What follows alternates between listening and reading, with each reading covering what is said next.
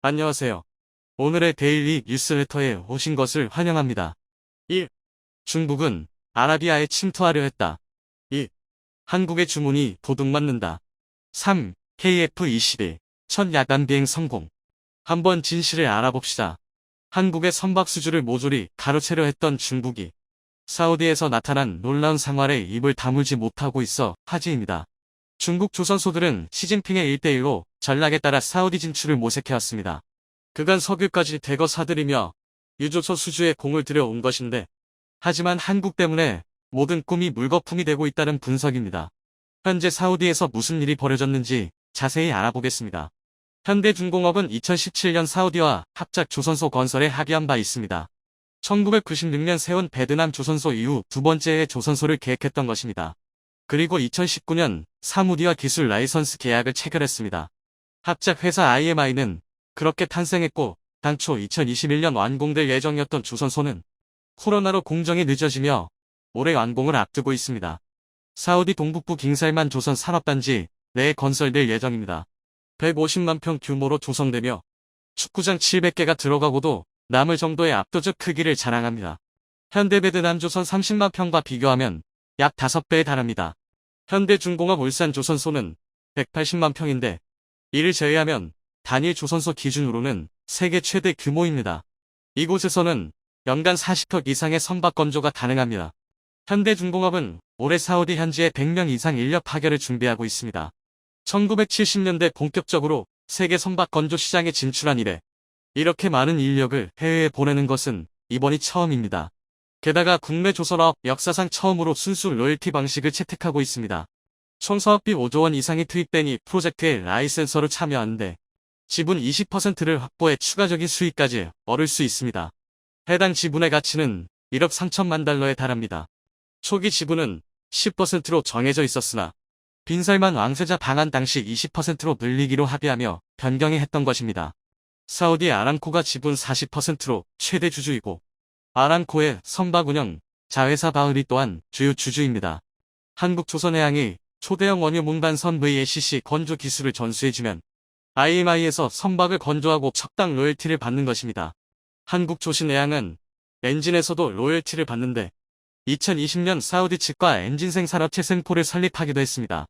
현대중공업은 센코 지분 30%를 확보하고 있으며 이곳에서 한국조선해양이 독자 기술로 개발한 선박용 중형 엔진, 킹센 엔진을 만들 때마다 로열티를 받고 있습니다. 연간 총 200여 대 분의 선박용 엔진을 생산할 계획입니다. 사우디는 특히 원유 수송 수요가 높은 만큼 주로 VACC가 건조될 예정인데, PC선 합 제품 운반선과 벌크선을 포함해 연간 4에서 5대의 유전개발 시추 설비, 25대의 해안플랜드 지원선 바고스브, 18척의 대청 선박을 건조할 수 있는 능력을 갖추게 되는 상황입니다. 건조, 수리, 유지 보수를 모두 포함하면 연간 최대 250척의 선박을 수용할 수 있습니다. IMI는 이미 아람코로부터 20개의 굴착 장치와 50척 이상의 벌크선 및 VACC 등을 수주해 놓고 있습니다. 국내 조선소는 3년치 일감이 쌓여도크가 꽉 찬 상황에서 해외 사업장에 새로운 수익원으로 자리 잡고 있는 것입니다. 현지 직원들은 현대중공업 울산 조선소에서 관련 업무를 배워가고 있습니다. IMI는 아람코와 손잡고 조선해양 인력 육성 사업을 수주했는데 10건 계약에 3억 4천만 달러 규모입니다. 한국조선해양은 작년 7월 IMI에 초대형 유조선 기술을 이전했습니다. 1971년 영국의 스콜 리스보로부터 26만 톤급 VACC 설계 도면을 임대해 첫 선박을 건조한 이후 약 50년 만에 유조선 설계 기술을 수출하는 기업으로 도약한 것입니다. 이는 세계 1위 기술력을 인정받은 결과라는 평가입니다. 현대중공업은 VACC 설계 도면, 제공과 기술 컨설팅 등 설계 전반에 대한 노하우를 제공할 예정입니다. 선박 발주국들은 보통 자국 제품이나 서비스 이용을 반대급부로 요구하지만 사우디는 탈석유에 대비해 조선업 육성을 꿈꾸고 있습니다. 로열티를 기반으로 한 한국조선해양의 글로벌 전략은 이 같은 배경에서 나옵니다. 대형 LNG 운반선이나 이중연료 추진선 등 현재 압도적인 우위를 가진 선박은 중, 일본 등 경쟁국과 초격차를 유지하고 경쟁력이 떨어지는 비주력 선증은 실흥국에 대한 기술 수출을 통해 수익을 확보하고 경쟁업체를 견제하겠다는 것입니다. 한국조선해양은 비주력 선종에서도 경쟁 구도가 만들어져야 LNG선이나 대형 컨테이너선 등 주력 분야에서도 중국 조선소들의 저가 수주 여력이 줄어든다고 설명했습니다. 중국 연론 또한 사우디와 현대중공업의 합작사 설립이 중국을 견제하기 위한 전략 노출이라고 분석하고 있습니다. 이를 본 중국인은 무슨 상황이냐? 며 놀라움을 표했고 글로벌 협력이 대세라는 점을 인정하기도 했습니다. 또한 이제는 사우디의 석유를 사는 대가로 선박 발주를 요구할 수도 없다며 한국에게 기회를 빼앗긴 현실을 한탄하고 있습니다. 현대중공업의 중국 견제 효과는 베트남조선에서도 증명됐습니다. 현대베트남조선은 신조 사업 15년 만에 수주 200척을 눈앞에 두고 있습니다. 노하우 전수와 적극적인 투자로 동남아 최대 조선소로 올라선 것입니다. 최근 아프리카 소재 선사로부터 PC선 2척을 수주하면서 누적 수주 199척을 기록했다고 밝혔습니다. 저가 수주 공세로 한때 국내 조선산업을 괴멸 직전까지 몰아갔던 중국을 견제할 전초기지 역할로 세워진 것입니다. 1996년 현대미포조선과 베트남 국영조선 간 합작회사로 설립됐고 초기에는 선박수리 및 개조 사업을 하다가 2008년 신조선 사업으로 전환된 후 대박이 터진 것입니다.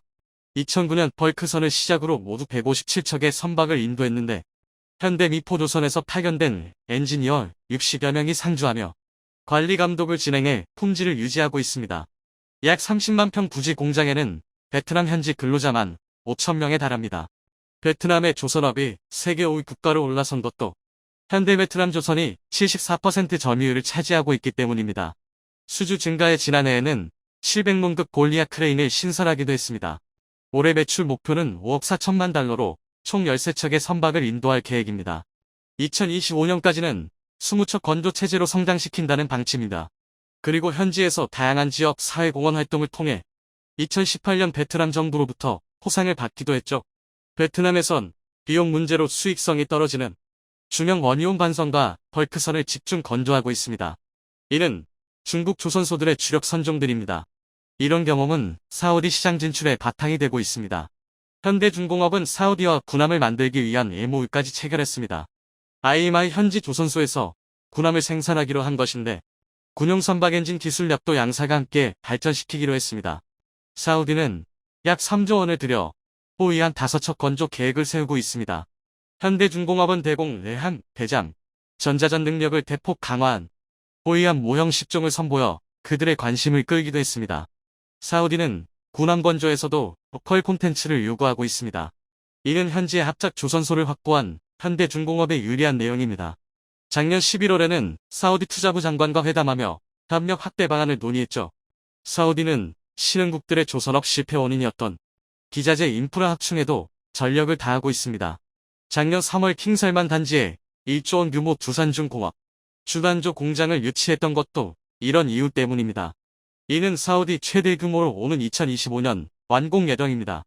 사우디 측은 주단조 공장 건설은 왕국 최초의 프로젝트로 완전한 가치사슬 구축을 위한 공동 노력의 일부이고 굴착기와 선박 같은 최종 생산물로 확장하는 것 이 목표라 말했습니다.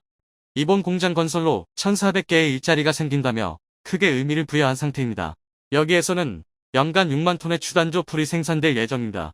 용해시킨 금속으로 일정한 형태의 제품을 만드는 주조와 가열한 금속에 압력을 가해 특정 형체로 만드는 단조를 의미합니다. 선박뿐 아니라 석유, 가스, 담수화 공장 등에 필요한 기본 장비를 생산해 제공한다는 방침을 세우고 있는 것입니다. 현대중공업과 아람코의 인연은 1980년대부터 시작됐습니다. 초대형 유조선, PC선, 컨테이너선 등 51척을 수주했고 2020년에는 조선소 건설 협력 대가로 4,800억 원 규모 PC선 10척을 수주하기도 했습니다. 아람코는 현대오일뱅크 주식 17%를 취득하며 이에 주주로 올라서 있는데 정유사업뿐 아니라 조선, 엔진 등 다방면에 걸쳐 사업 협력을 하며 사우디 정부의 탈석유화 정책에 따른 비전 2030 프로젝트에 현대가 주요 파트너로서 위치를 공고히 하고 있는 상황입니다. 이런 기대감 등으로 최근 한국조선해양의 주가는 무서운 속도로 상승하고 있습니다. 서울만 해도 7만원대였지만 현재는 11만원 이상으로 올라 있습니다. 실적 또한 크게 좋아지고 있는데 작년까진 직자였지만 올해 6,800억 원 흑자로 돌아선 후 내년 이후 더 빠르게 상승합니다. 반면 중국은 최근 크루즈선과 군함 건조로 겨우 버티고 있지만 사우디 선박 수주를 놓칠 경우 또 한 번 위기가 올 수 있다는 분석입니다. 중국 조선소는 2010년 3,000개나 됐을 정도로 화랑을 겪었는데 거의 대다수가 파산하거나 재무 악화로 합병이 된 이력이 있습니다. 이에 중국은 중국제조 2025를 발표하며 조선업 부흥을 언급했고 자국 발주에 힘입어 1위에 오르기도 했습니다. 하지만 여전히 질 낮은 벌크선 위주로 수주꼴을 늘려 해외 수주 경쟁력이 크게 떨어져 있습니다. 작년 중국이 카타르에서 LNG선을 일부 수주할 수 있었던 것도 80조 원에 이르는 자원 구입의 대가로 선박 수주를 따냈던 것입니다. 중국은 사우디에서도 비슷한 상황이 되길 기대하고 있습니다. 사우디와 중국 간 무역 규모는 1,100억 달러로 1위를 달리고 있습니다. 중국은 사우디 수출의 4분의 1에 달하는 석유 수입을 무기로 유조선 발주 또한 자신들에게 해달라고 압력을 넣고 있는 중이다. 하지만 아라코는 이미 현대중공업과 긴밀한 사이가 됐고 중국의 꿈은 물거풀이 됐다는 분석입니다. 한국조선업은 올해부터 급격한 성장세를 보일 것입니다. 중국을 압도하는 기술로 세계 1위를 지켜내길 바랍니다. KF-21 보람의 전투기가 최초의 야간 비행을 성공적으로 마쳤습니다. 연앱 기자에 따르면 2023년 3월 9일 야간 비행이 치러졌다고 한국방위사업청이 말했습니다. 방위사업청은 모든 비행 시스템은 정상적으로 작동했다고 덧붙였습니다. 전투기 내의 조명은 제한된 방향에서도 잘 작동했습니다. 얼마 전 국산 초음속 전투기 KF-21이 야간 비행에 성공했습니다. 영상으로 공개된 야간 비행 훈련의 모습을 통해서 의외로 많은 정보를 새롭게 알 수 있었는데요. 특히 KF-21의 우수한 비행 성능과 스텔스 성능을 엿볼 수 있었다고 합니다. 그런데 정작 중국에서는 이번 영상에서 포착된 KF-21의 특징을 보고 한국은 스텔스기를 만든다면서 그 기본조차 모른다며 깎아내리고 나섰는데요. 도대체 이들이 무슨 근거로 그런 주장을 하는 것인지 함께 알아보겠습니다. 지난 9일 KF-21 CJ-3호기와 4호기가 오후 8시쯤 경남 사천 소재 공군 제3훈련 비행장 활주로를 이륙해 남해 상공 고도 2만 피트에서 시속 약 46km의 속도로 1시간가량 날았습니다. 해당 시간에는 이미 해가 져서 어두워진 이후였고 비행시험에 참여한 KF-21은 이날 처음으로 외부 조명장치를 켠 화려한 모습을 선보였습니다. 지난해 7월 19일 CJ-1호기의 첫 비행 성공 이후 약 7개월 만의 일인데요. 이번 비행시험은 빛이 제한된 상황에서 항공기 내 외부 조명의 정상 작동 여부 등을 확인하는 방식으로 진행됐습니다. 항공기의 조명은 야간 비행 때 항공기 간 충돌 방지, 조종사의 계기 장치 식별 등의 중요한 역할을 하죠. 널리 알려져 있는 좌적 운옥의 주익 항공등은 물론 랜딩 기어에 달려 착륙 시 활주로를 비춰주는 서치 라이트, 그리고 동체와 수직 미익에 들어간 초록색 편대등 등이 눈에 띄었습니다. 이 중에서 편대등이 특히 많은 주목을 받았는데요. 어두운 활주로에서 푸르게 빛나며 KF-21의 움직임에 따라 빛의 궤적을 남기는 모습이 아주 멋있었기 때문이죠. 이 편대등은 디자인적으로도 감각적이지만 사실은 비행 시에도 매우 중요한 역할을 합니다. 어둠 속을 날아야만 하는 야간 비행 시에는 방향 감각이 마비되어 앞뒤나 위아래도 구분하기 힘들어질 때가 있는데 이 편대등을 통해서 함께 나는 아군기의 위치와 위아래를 이를 통해 알 수 있기 때문이죠. 이 편대등은 다른 시제기들한테도 당연히 달려있지만 그동안 공개된 모습은 주간에 시행된 비행 시험뿐이라서 해당 부분이 빛을 낼 수 있는지는 모르는 사람이 많았습니다. 민항기와는 달리 전투기들은 그 위치를 적에게 알리는 것이 독이 되므로 작전 중에는 좌적 운옥 전멸등을 끄고 날아야만 합니다. 그럴 때 이 편대등을 켜는 것인데요. 편대등은 조도가 낮아 멀리에서는 거의 포착되지 않고 설치는 위치상 지상에서는 아예 보이지 않습니다. 지근거리에서 편대 비행을 하는 아군기끼만 이 빛을 보고 야간 기동을 할 수 있는 것이죠. 이 편대등은 다른 유명한 전투기들에도 대부분 장착되어 있습니다. 전투기마다 약간씩 다른 위치와 형태를 보는 것도 야간 비행 훈련을 감상하는 포인트 중 하나라고 할 수 있습니다. 문제는 한국이 잘 나가는 것을 못마땅해 하는 일부 외국 네티즌들이 이 편대등을 걸고 넘어지며 시비를 걸어왔다는 것인데요. 특히 한국의 전투기 개발에 온 신경을 곤두세우고 있는 중국에서 이러한 반응을 많이 찾아볼 수 있었습니다. 이들 주장의 핵심은 스텔스에다가 항공등을 달면 무슨 의미가 있느냐는 것입니다. 얼핏 듣기에는 이 편대등이 적한테 감지되면 기껏 만든 스텔스 기능이 무색해지는 것이 맞지 않나 싶은 생각이 들 수도 있습니다. 그러나 조금만 생각해보면 이것은 너무나 1차원적인 생각이죠. 편대등은 앞서 말씀드렸듯이 조도가 낮아서 사실상 바로 옆에서 나는 아군기가 아니라면 식별하는 것이 불가능합니다. 그리고 식별당하는 것이 정 걱정된다면 그냥 끄면 될 뿐이죠. 스텔스 성능의 우열을 한가를 만한 것은 어디까지나 아시지? 즉 전파를 얼마만큼 반사시키느냐 한 가지뿐입니다. KF-21의 편대등은 본체에 완벽하게 매립되어 있고 따라서 스텔스 영상의 일부입니다. 편대등의 점화 여부에 관계없이 전파적으로는 편대등은 전 레이더가 볼 수 없는 것과 마찬가지인 것입니다. 그리고 무엇보다 여기까지 설명하지 않더라도 중국이 그토록 자랑하는 자기네 J-20에도 편대등은 멀쩡히 달려 있습니다. 날개나 바퀴처럼 전투기에 그냥 당연히 있어야 하는 부품의 하나일 뿐인데 중국 네티즌들은 짧은 시견으로 눈에 보이는 대로 헐뜯 들여다보니 제 얼굴에 침을 뱉게 된 것이죠. 그런데 한편 영상에서 비춰진 또 다른 모습에서는 KF-21이 오히려 스텔스 성능이 있어서 엄청난 장점을 가지고 있다는 것을 알 수 있었는데요. 그래서 중국 커뮤니티에서도 알만한 사람들은 이를 보고 한국의 전투기가 대체 어떻게 저 정도 경지에 도달해 있느냐며 경악을 금치 못하는 반응을 보여줬습니다. 방위사업청이 공개한 야간 비행 영상에는 활주로 이동, 이륙, 착륙 장면 등이 차례로 찍혔는데요. 이들이 놀란 부분은 다름 아닌 이륙 장면에 있었습니다. KF-21이 이륙하면서 F터번을 전혀 켜지 않았다는 것입니다. 일반적으로 전투기는 이륙할 때에 가장 큰 추진력을 필요로 합니다. 사출기에 보조가 없는 한 순전히 엔진의 힘만으로 쇳덩이를 하늘로 띄워 올려야 하기 때문이죠. 그래서 엔진으로 낼 수 있는 최대한의 추력을 이륙 시에 동원하게 마련입니다. 그리고 현대적인 전투기 엔진의 증가는 바로 F터버너죠. 엔진의 배기가스에다 연료를 추가 분사해서 연소시키면 더 많은 배기가스를 더 빠르게 뱉어내면서 순간적으로 출력이 크게 올라가고 엔진 후방으로 선명한 불꽃을 뿜게 됩니다. 이를 두고 F터버너로 부르는데 연료 소모량이 매우 많고 연비가 나빠지기 때문에 언제나 사용할 수는 없는 기능입니다. 이륙할 때, 전투기동과 회피기동을 할 때, 도주할 때 등 정말 필요할 때에만 잠깐 쓰는 기능이죠. 이 F터버너의 또 다른 단점은 엔진 후방의 불꽃이 적외선을 방사하고 레이더 전파도 반사한다는 것입니다. 즉 스텔스 성능에 흠집을 낸다는 것인데요. 여태까지 공개된 KF-21의 이륙 장면에서는 F터버너 사용 여부를 확인하기 어려웠습니다.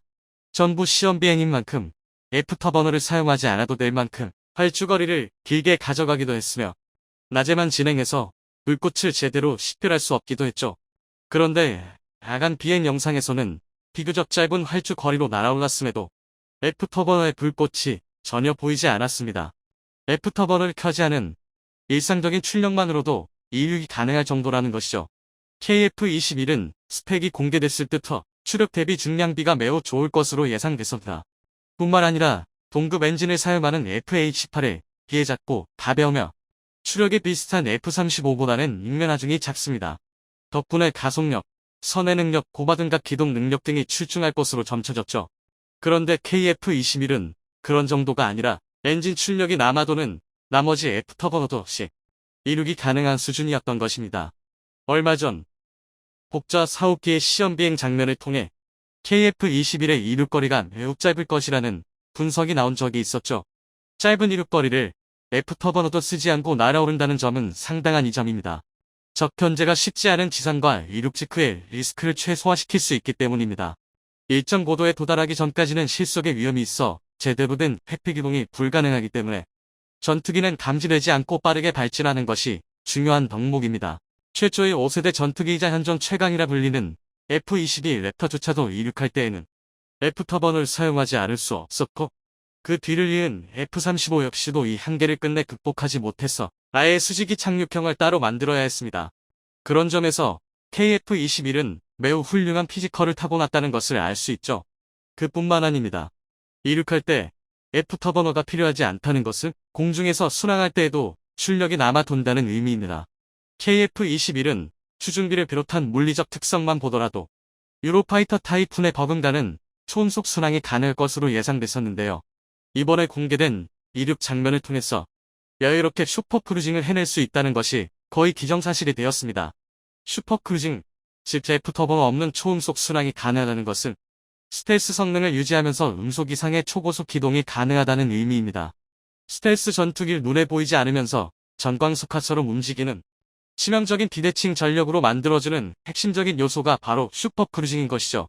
이번 야간 비행은 언뜻 생각하기에는 KF-21이 예쁜 불빛을 켜고 비행한 것 정도로 여겨질 수 있는 일이지만 이렇게 한 껍질 벗겨보면 나날이 몰라보게 발전하는 KF-21을 만나볼 수 있습니다. 그리고 그게 반갑지 않은 나라도 있죠. 바로 중국입니다. 일단 중국은 마치 한국 보라는 듯이 KF-21의 야간 비행 3일 만이 10일, 자국 항공모함이 산동함에서 J-15 전투기를 동원한 야간 비행 훈련을 진행했습니다. 한국이 한밤중에 전투기를 띄워서 깜짝 선물을 주더라도 대응할 능력이 있다는 것을 보여주려고 한 것이죠. 수-33의 불법 복제판에 불과한 전투기로 KF-21을 막는 것이 가능한지는 둘째치고 말입니다. 중국군의 공식적인 반응 외에도 중국 네티즌들의 반응도 격렬했습니다. 해당 소식에 댓글을 쓴 중국 측 군사 전문가는 한국이 이 항공기의 개발에 매우 진지하게 임하고 있다는 것을 알게 되어 매우 충격받았다고 말했는데요. 한국이 폴란드 등 여러 국가에 무기를 팔면서 조용히 힘을 길러왔다는 댓글에 내가 생각하기로는 항공기의 조립 능력조차 한국이 가진 적이 없는 줄로 알았다며 진심으로 당황한 모습을 보여주기도 했습니다. 그 외에도 애프터버너를 켜지 않다니? CCS, 기동성, 슈퍼크루징 및 높은 상황인식 능력을 통합한 세계적 수준의 첨단 전투기가 됐다. 진심으로 감탄하는 듯한 반응도 살펴볼 수 있었죠. 한국 전투기 눈부신 발전에 중국인들은 상당한 위협을 느끼고 있는 모양인데요. 한국이 앞으로도 꾸준히 KF-21을 발전시켜서 중국이 감히 넘볼 수 없도록 하늘에서 이 땅을 지켜줄 수 있기를 바랍니다. 울릉도 동남쪽으로 100길 따라 200리를 가면 자랑스러운 한국 땅 독도가 자리하고 있습니다. 일본이 쌍욕을 먹으면서까지도 자기네 땅이라고 우기는 한국 땅이죠. 그런데 일본이 독도 영유권을 주장하는 이유로 독도 아래에 매장되어 있는 메탄 하이드레이트가 꼽히는데요.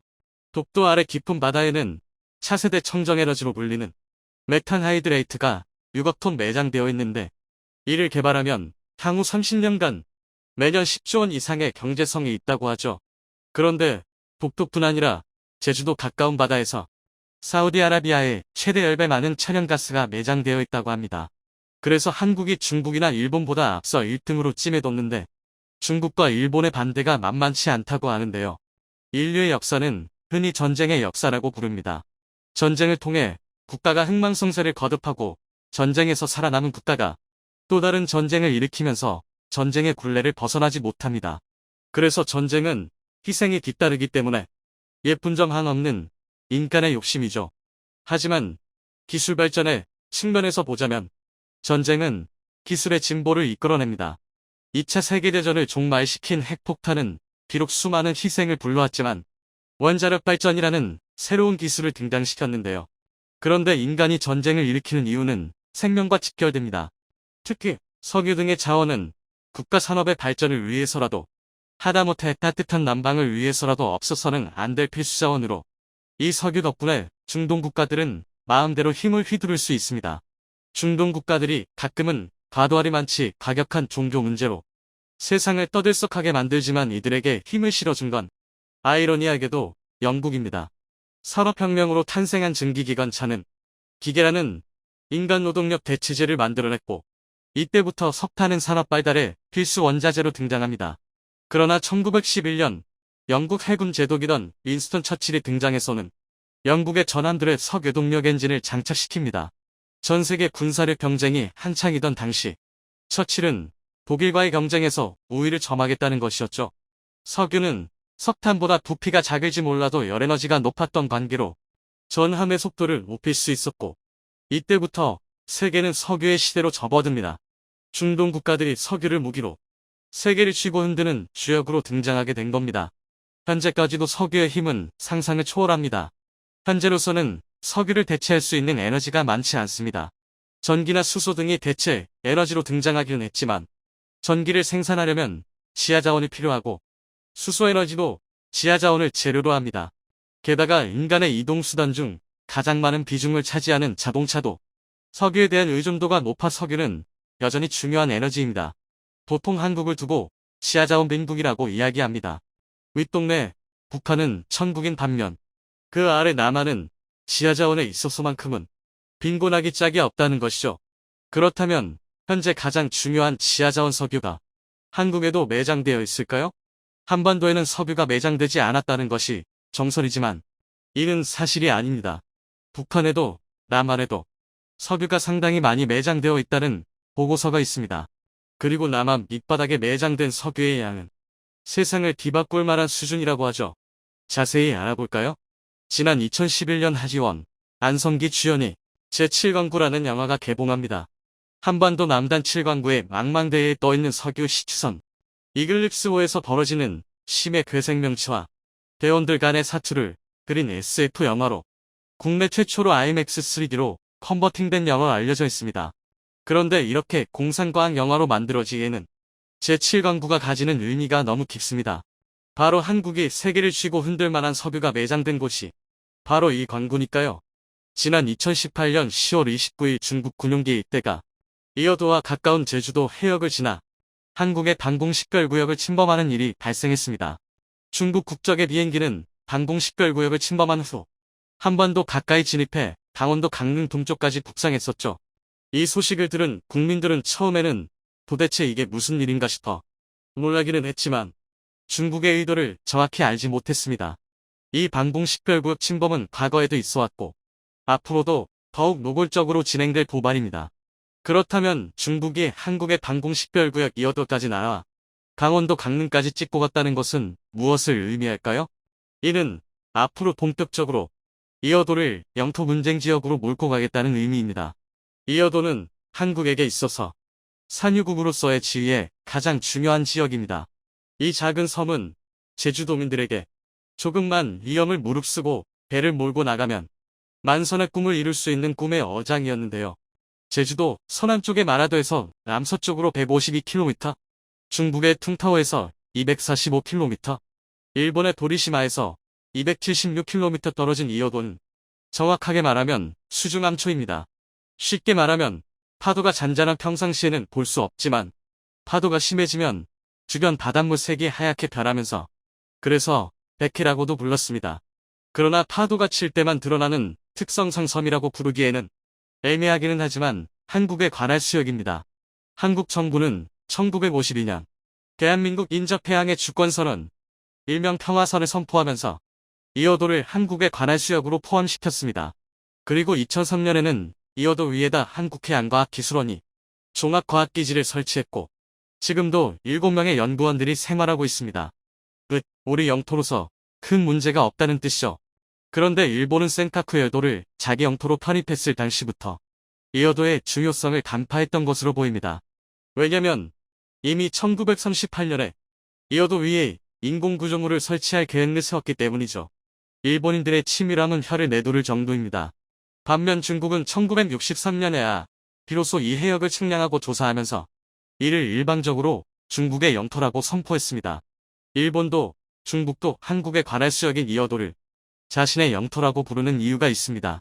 바로 여기 아래에 세계 최대 규모의 유전이 매장되어 있기 때문입니다. 지난 1968년 유엔 아시아개발위원회는 동중국해 대륙붕해 자원 탐사를 한 적이 있습니다. 당시 보고서에서는 타이완에서 일본 오키나와에 이르는 동중국해 세계에서 가장 많은 매장량이 석유 자원이 묻혀있을 가능성이 높다고 주장했습니다. 그리고 한참 지난 2004년 미국의 국제정책연구소 우드로 몰슨 센터가 발표한 보고서에서도 동중국해 천연가스 매장량이 사우디아라비아의 10배에 달할 것이라는 구체적인 주장까지 나왔는데요. 이미 1952년에 한국 관할 수역으로 포함시킨 상황에서 박정희 전 대통령은 제주도 남쪽에서 일본 오키나와 앞에 이르는 7광구를 한국 땅이라고 선포해버렸습니다.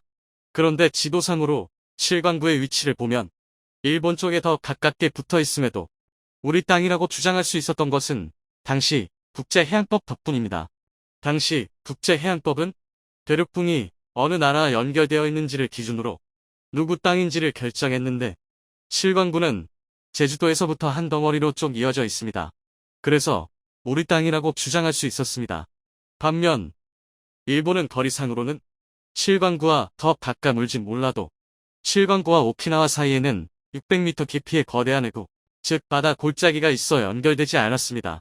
그래서 당시 국제해양법상 한국 땅이 명확한 상황에서 일본은 1978년 한국에게 공동개발을 제의해옵니다. 그리고 공동개발조약에 체결됐는데 이 조약은 만일 석유가 발견되면 한국과 일본이 반반씩 나눈다는 것을 골자로 합니다. 당시 한국은 국제법적인 영토의 근거만 있었을 뿐 석유를 탐사할 기술력도 돈도 없었기 때문에 일본의 제안을 받아들였는데요. 이때부터 7강구의 이름도 한일 공동개발구역으로 바뀐 겁니다. 그리고 1980년부터 한일 양국은 담사를 시작했고 시추에 이르렀는데요. 시범적으로 7개의 시추공을 뚫었고 3개의 시추공에서 적은 양이기는 하지만 석유와 가스가 발견되기도 했습니다. 이 소식이 알려지면 이제 한국도 산유국 부자 나라가 된다는 꿈으로 부풀었고 당시 가요 중 제7강구가 검은 진주라는 노랫말이 나오기도 했죠. 그러나 거기까지가 끝입니다. 1986년 일본이 갑자기 개발 중단을 선언하고는 철수해버렸죠. 뜬금없는 일본의 철수에 당황한 한국은 단독으로 개발을 추진했지만 불가능했습니다.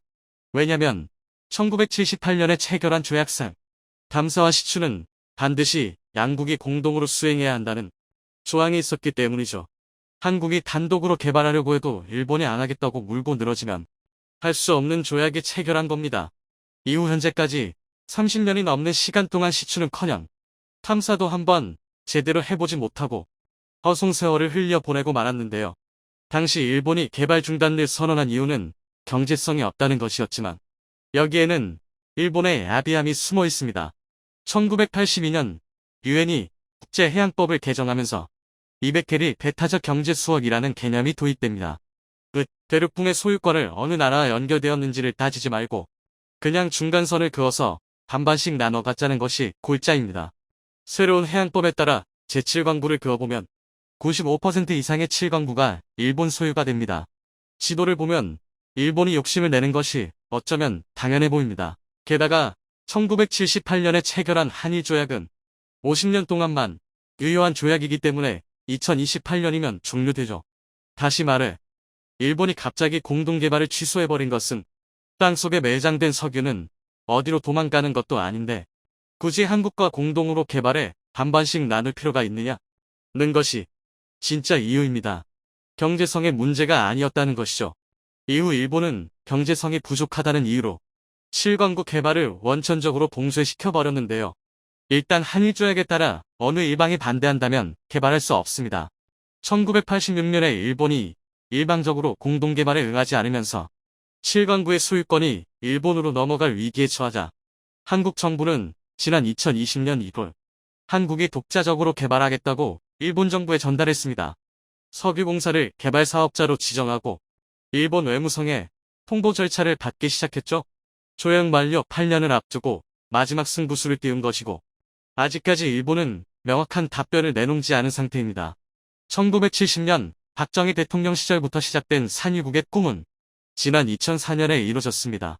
바로 물산 앞바다에 자리한 동해 1가스전이죠. 이 가스전은 1998년 7월 탐사 시추에 성공한 대한민국 최초의 가스 유전으로 채굴 가능 매장량은 LNG 기준 500만 톤으로 알려졌습니다. 2004년 천연가스와 초경질 원유를 생산하면서 기름 한 방울 나지 않던 한국도 산유국의 대열에 합류하게 됐죠. 이 가스전에서 채굴한 가스와 원유는 해저배관으로 받아 수분을 빼는 등의 가공 과정을 거친 후 물산 일대의 가정과 기업체로 보내지는데요. 이 동해 1가스전은 대륙붕 담사부터 개발, 생산까지 100% 독자적인 기술력으로 이루어낸 성과입니다. 비록 올해면 가스전이 고갈되어 소멸되고 말지만 이 성공 덕분에 제7광구가 더욱 아쉬워집니다. 이제야 비로소 기술력을 완벽히 갖추었는데 세계 최대 규모의 가스전을 한국 영토로 설정해두고 개발할 수 없는 상황이니까요. 한국이 일본과의 제7광구 줄다리기에서 승리하려면 어떤 전략이 필요할지 기민하게 고심해야 할 상황인 듯합니다.